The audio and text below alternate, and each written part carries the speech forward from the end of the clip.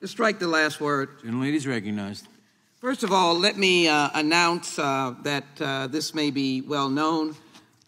In Wisconsin at 2:26 Central Standard Time, the Racine Police Department told residents to stay away from Graceland Cemetery due to multiple shots fired. Multiple people injured in shooting at Wisconsin Cemetery.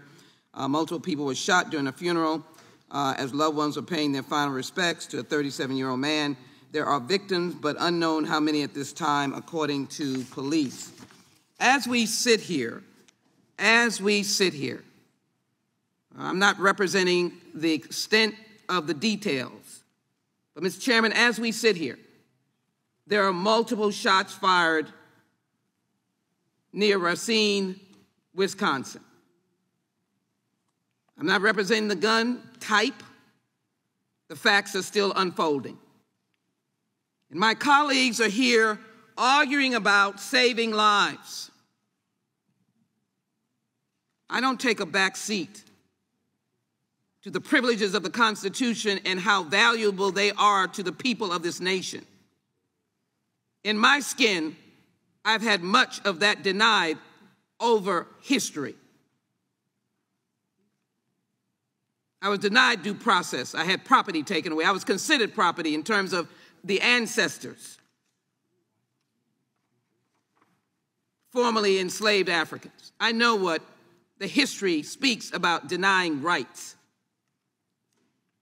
But to equate red flag laws that were supported by Senator Lindsey Graham in 2018 and that have been suggested that they will be supported by Republican senators in 2022, and then to compound the injury with the repetitive statement is that we're rushing ahead, we're doing things too fast, we're bullying. Well, none of that talk takes away guns out of a disturbed person's hands. The perpetrator in Buffalo was disturbed with the mental disease of white supremacy. No one knows whether or not that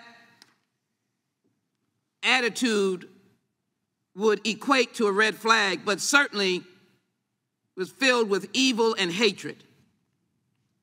The perpetrator here in Uvalde had mountains of social media of murdering women and sexually abusing them.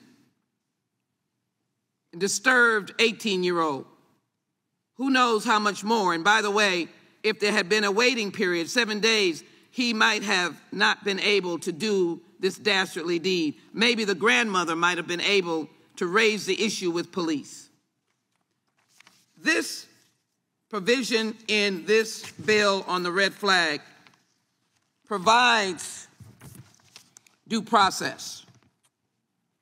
It indicates that you can be in court within 72 hours. It indicates that if it's an ex parte order, you can still come to court. You have an opportunity for notice and to be heard.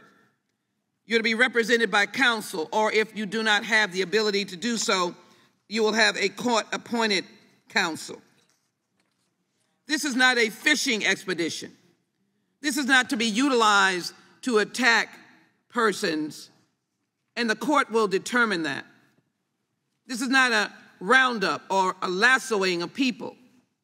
This is not to get in the midst of disheveled and disagreed with lovers.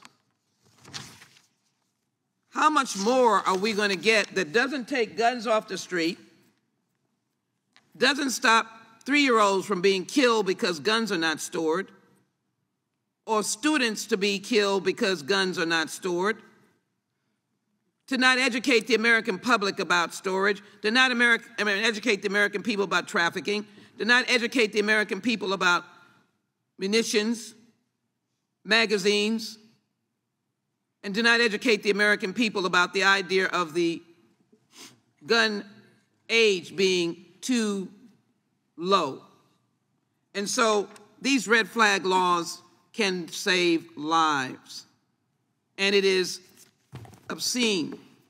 One mass shooting after another. And as we sit here and as we fiddle while Rome burns, as our house burns down while Rome burns, I, for one, will not accept it. Let us pass this bill to protect our children. I yield back, Mr. Chairman. The gentlelady yields back. Mr.